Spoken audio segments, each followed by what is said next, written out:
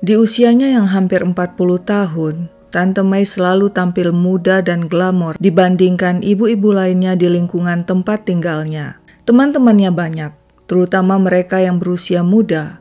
Hal itu terbukti dari akun Facebooknya yang diberi nama Maya Angelou. Temannya hampir 300 dan mayoritas adalah ABG dan para pemuda. Foto-foto si tante selalu sendirian, tanpa keluarga, tanpa teman. Salah satu statusnya di Facebook adalah, "Kehangatan cintamu membuatku bertahan untuk tidak selingkuh." Siapa sih Tante Mai ini sebenarnya? Nama lengkapnya Emma Yartini. Dia lahir di Bengkulu 10 Oktober 1974, pendidikan SMA. Si tante sudah menikah dan punya 3 anak perempuan. Suaminya Misran menjabat sebagai ketua RT. Sebagai Pak RT, tentu saja Misran dan sang istri Tante Mai ramah pada warga. Mereka berteman dengan banyak orang, terutama ABG yang kerap bertandang ke rumah mereka di Jalan Korpri Raya, Bentiring di Bengkulu.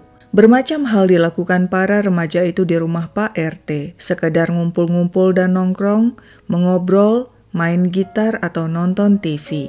Seperti hari itu, pada 19 April 2011, sekitar pukul 9 malam, Cecep Handoko datang ke rumah Pak RT.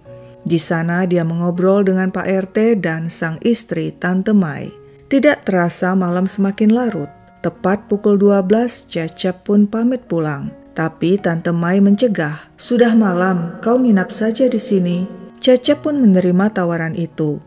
Nah, kebetulan Pak RT yang merasa badannya pegal-pegal minta Cecep memijatnya di kamar. Cecep menuruti dan memijat Pak RT hingga pria itu tertidur pulas. Jam sudah menunjukkan pukul 1 pagi. Ternyata Tante Mai belum tidur.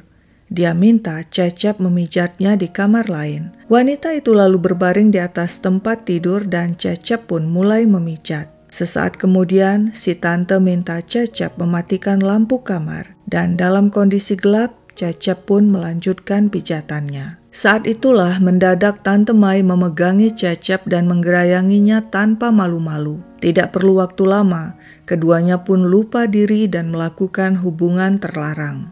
Bulan berikutnya pada 7 Mei 2011 sekitar pukul 10.30 pagi, Redo Akbar alias Edo datang bermain ke rumah Pak RT. Seperti biasa, di rumah ada Tante Mai. Selagi Edo asyik nonton TV, si tante minta tolong untuk dikerok karena badannya masuk angin. Edo menuruti dan mengikuti si tante yang mengajaknya masuk ke kamar tidur. Begitu mereka berada di dalam kamar, Tante Mai segera mengunci pintu. Edo pun mulai mengerok si tante dengan leluasa. Kemudian wanita itu bertanya, "Kau mau upah ngeroknya apa?" Edo menjawab, "Terserah apa saja." Dan saat itulah Tante Mai langsung menggerayangi Edo dan mudah ditebak keduanya pun larut dalam hubungan terlarang. Waktu pun bergulir. Sekitar sebulan kemudian pada 5 Juni 2011 pukul 4.30 sore, Dendi Mahera datang ke rumah Pak RT. Tujuannya untuk membersihkan pekarangan rumah sesuai perintah Tante Mai, istri Pak RT. Usai membersihkan pekarangan, Dendi masuk ke rumah. Tante Mai telah menyuguhkan minuman menyegarkan untuknya. Tak lama kemudian, si tante menarik tangan Dendi dan mengajaknya masuk ke kamar tidur. Di sana, wanita itu melancarkan rayuannya dan keduanya pun larut dalam pergumulan terlarang. Seminggu kemudian, entah karena alasan apa, Dendi kembali datang ke rumah Pak RT dan menumpang tidur di sana. Ketika malam turun sekitar pukul 11, Tante Mai masuk ke dalam kamar dan memeluk Dendi yang sedang tidur, dan mudah ditebak. Kembali terjadi permainan intim di antara mereka, dan hal itu terulang terus pada hari-hari selanjutnya hingga terhitung mencapai 30 kali. Pada bulan itu juga, tepatnya pada 23 Juni 2011 sekitar pukul 12 siang, Rahmat Hidayat bertandang ke rumah Tante Mai dan duduk di sofa di ruang tamu. Ketika si tante minta dipijat, Rahmat menolak. "Aku tidak bisa memijat." Tante Mai langsung menarik tangan Rahmat dan membawanya ke kamar, lalu menutup pintu dan jendela kamar. Dan entah kenapa, akhirnya Rahmat pun menuruti untuk memijat si tante. Tak lama kemudian, Tante Mai mulai menyentuh dan menggerayangi Rahmat. Dan seperti kejadian yang sudah-sudah yang pernah terjadi di rumah itu, keduanya pun melakukan hubungan mesra. Tante Mai tidak juga berhenti. Dia terus melanjutkan sepak terjangnya.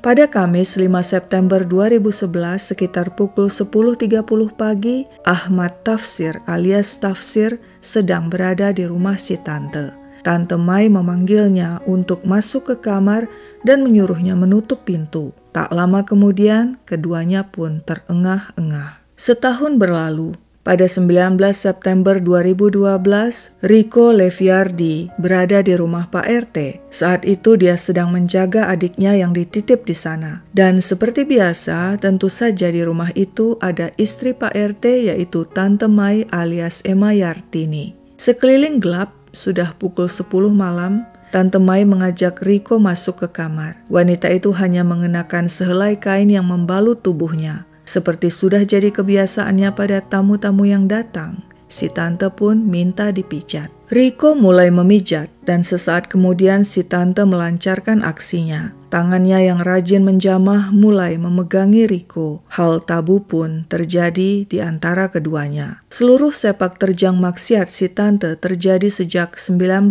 April 2011 hingga 25 Januari 2013. Korbannya berjumlah 6 orang, berusia antara 12 hingga 17 tahun. Dan tak seorang warga pun yang tahu. Hingga suatu hari semuanya terbongkar. Pada bulan April 2013, seorang korban Tante Mai mengeluh pada orang tuanya. Anunya terkena penyakit. Tentu saja orang tuanya terkejut dan bertanya mengapa hal itu bisa terjadi. Sang anak pun membeberkan apa yang pernah dialaminya dengan Tante Mai, istri Pak RT.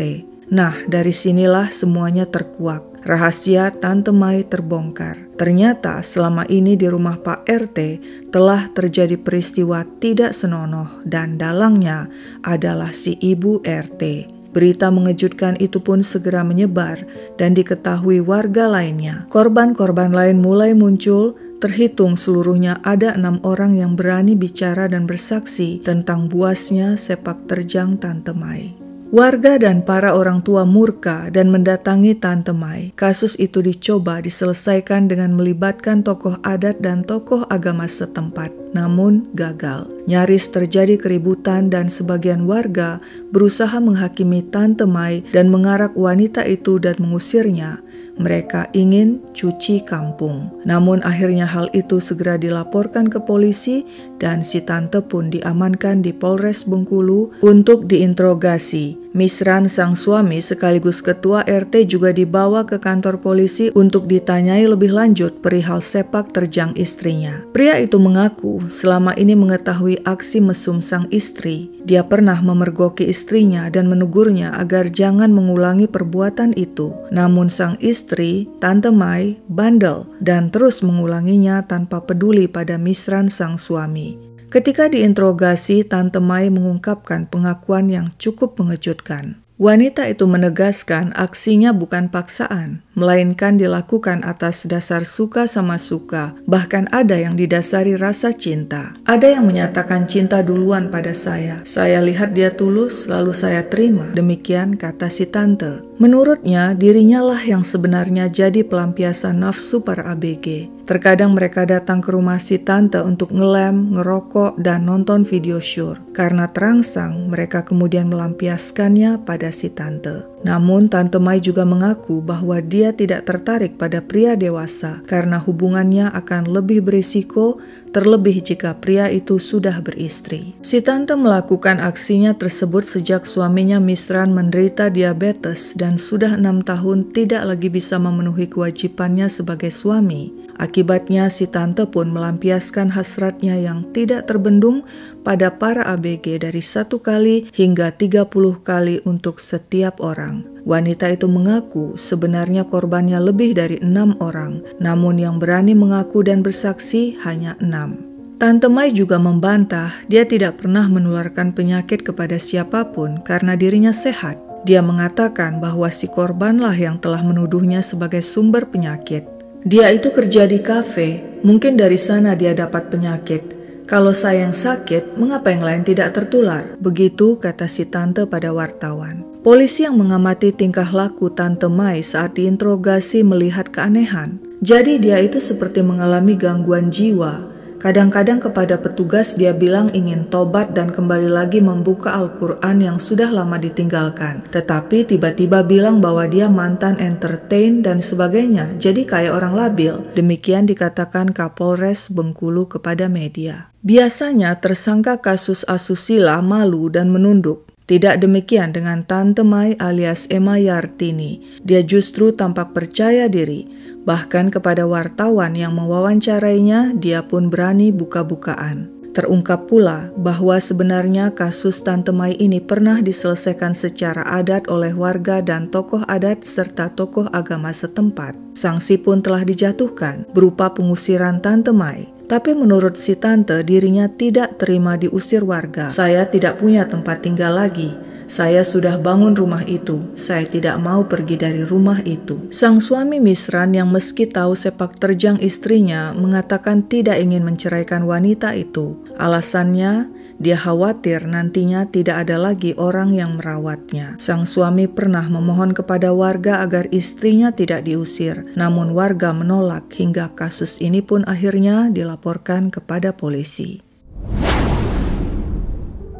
Persidangan kasus Tante Mai digelar di Pengadilan Negeri Bengkulu. Jaksa penuntut umum menuntut pidana penjara 12 tahun dan denda 60 juta rupiah, subsidiar 6 bulan kurungan. Pada Desember 2013, Majelis Hakim menyatakan Tante Mai alias Emma Yartini terbukti bersalah membujuk korban-korbannya dan melakukan aksi bejatnya pada mereka. Vonis pun dijatuhkan 8 tahun penjara bagi Tante Mai, jauh lebih ringan dari tuntutan jaksa.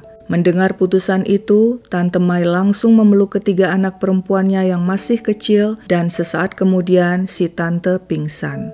Terhadap keputusan hakim, jaksa tidak puas hingga mengajukan banding. Di tingkat banding, vonis 8 tahun dinyatakan tetap berlaku. Jaksa kemudian mengajukan kasasi ke Mahkamah Agung, dan di tingkat kasasi inilah pada Juni 2014, kemudian hakim memutuskan hukuman yang sesuai dengan tuntutan jaksa, yaitu vonis 12 tahun kurungan bagi Tante Mai. Di tingkat kasasi, kasus Tante Mai diputuskan oleh 3 hakim agung yang diketuai Hakim Agung Surya Jaya. Saat dilakukan voting, 2 hakim lainnya setuju hukuman 12 tahun bagi Tante Mai, namun Hakim Agung Surya Jaya keberatan. Menurut Sang Hakim Agung, Pengadilan Negeri dan Pengadilan Tinggi hanya menjatuhkan vonis kurungan 8 tahun tanpa menggali mengapa Tante Mai melakukan aksinya, bukan untuk menghapuskan pertanggungjawaban pidana, tetapi setidaknya dapat menjadi alasan untuk meringankan hukuman terdakwa Tante Mai. Menurut Sang Hakim Agung, di tingkat pengadilan negeri dan pengadilan tinggi harusnya mengungkap mengapa Tante Mai melakukan hal di luar kelaziman itu. Alasan ketidaklaziman inilah yang menurut hukum harus dipertimbangkan. Apakah terdakwa mengalami gangguan atau kelainan seks? Apakah terdakwa mengalami hasrat atau keinginan seks yang tinggi? Inilah yang harus digali dan dipertimbangkan untuk mencari kebenaran material bahwa mengapa terdakwa melakukan perbuatan yang tidak lazim. Demikian kata Hakim Agung Surya Jaya dalam berkas kasasi. Surya Jaya menyebutkan hukuman 12 tahun terlalu berat dan tidak pantas. Tapi tentu saja Hakim Agung Surya Jaya kalah suara dengan 2 hakim agung lainnya, yaitu Desniati dan Syarifuddin, sehingga Tante Mai dihukum 12 tahun penjara sesuai dengan permohonan jaksa penuntut umum. Ada berita yang mengatakan bahwa sebenarnya Dendi Mahera adalah kekasih Tante Mai. Dengan Dendi lah Tante Mai paling banyak berhubungan. Namun ketika kemudian si tante tahu Dendi kerap gonta-ganti pacar, wanita itu marah dan memutuskan hubungan mereka. Menurut dugaan, Dendi tidak terima, kemudian membongkar sepak terjang Tante Mai dan mengatakan dirinya terkena penyakit akibat ulah wanita itu. Pada akhirnya, semuanya berakhir sengsara bagi Tante Mai. Misran sang suami telah meninggal saat si tante sedang menjalani proses peradilan. Dan ketiga anak perempuan si tante yang masih kecil harus kehilangan kedua orang tua mereka. Sekian dulu ceritaku, sampai jumpa kapan-kapan.